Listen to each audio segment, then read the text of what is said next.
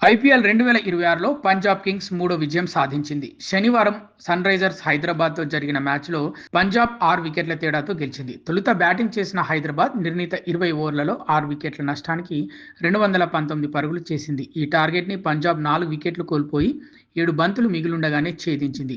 ఓపెనర్లు ప్రియాంష్ ఆర్య 20 బంతుల్లో 5 ఫోర్లు, 5 సిక్స్‌లతో 57 పరుగులు, ప్రభ్ సిమ్రాన్ 25 బంతుల్లో 4 ఫోర్లు, 4 సిక్స్‌లతో 51 పరుగులు బాది పంజాబ్‌కు శుభారంభం అందించారు. నాలుగో స్థానంలో వచ్చిన కెప్టెన్ శ్రేయస్ అయ్యర్ 29 బంతుల్లో 5 ఫోర్లు, 5 సిక్స్‌లతో 69 పరుగులు చేసి మెరుపు ఇన్నింగ్స్‌తో సన్‌రైజర్స్ బౌలర్లను ఒక ఆట ఆడుకున్నాడు. ఒక దశలో నువ్వా నేనా అన్నట్టు సాగుతున్న మ్యాచ్ సర్పంచ్ సాబ్ రాకతో వన్ సైడ్ అయిపోయింది.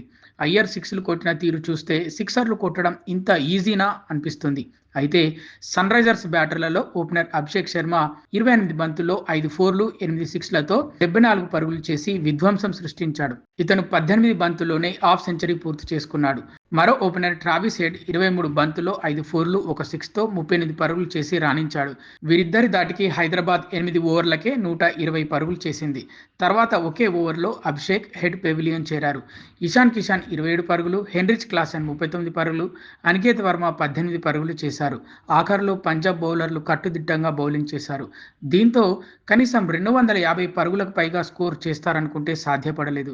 సన్‌రైజర్స్ ఓపెనర్స్ 6 ఓవర్లకే 100 పరుగులు కొట్టినా క్లాసెన్ జిడ్డు బ్యాటింగ్ చేయడంతో స్కోర్ 219 దగ్గరే ఆగిపోయింది. దాంతో పంజాబ్ పని ఈజీ అయిపోయింది. 4 మ్యాచ్ల్లో హైదరాబాద్‌కు ఇది మూడో ఓటమి. మరి ప్యాట్ కమిన్స్ వస్తేనే గానీ కావ్య పాప టీం తలరాత మారదా అనేది చూడాలి.